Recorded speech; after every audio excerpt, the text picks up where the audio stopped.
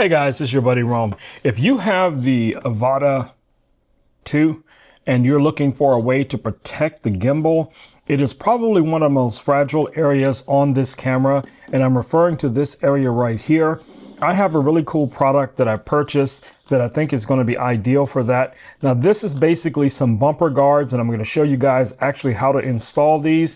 So in the box, all right guys, so in the box you're going to get everything that you need to get set up. So let's pop these out real quick. So as you guys can see, we get this little screwdriver. This has like a little hexagon point on here, really nice, free spinning. And you also get the guards and you get some additional screws in order to mount this. So in order to make this work, we're just going to start with the first side here. You're going to have to go in and remove this first screw. And all you have to do is rotate, rotate, rotate.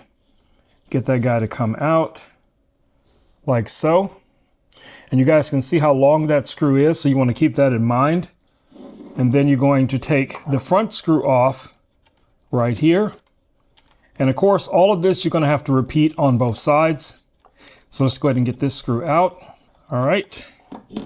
So as you guys can see, there's a slight difference in the length of these two screws. Okay, so you have two different length screws here, so keep that in mind. Hopefully you guys can see that. All right, so let's get to the installation. So again, everything you need is going to be in the box. You're going to get the additional screws. These are all the same length, and you're going to get the connecting section here. So the way this is going to work is this is going to connect in on this side, and then this is going to mount right here on the front, and that's going to give you that extra protection. All right, so let's start off with this side real quick here. Let's grab these screws, and they give you some spares, which is really nice. So a lot of times what I'll do with these, if they're not magnetic, which this has some type of maybe magnetic, I'm not sure, but we're going to just go ahead and put this through like so I can kind of get it started. And then I'm just going to position this right over the screw hole and just start to loosely screw that in. Now I'm not going to screw it in super tight.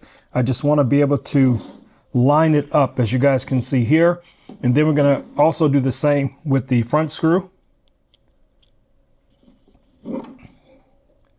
Just going to get that in there and just kind of line that guy up.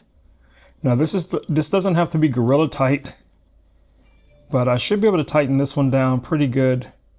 And you can kind of feel when you hit that point where it's tight enough. Now these are aluminum, so they're going to take on a lot of the shock if something was to hit this, okay?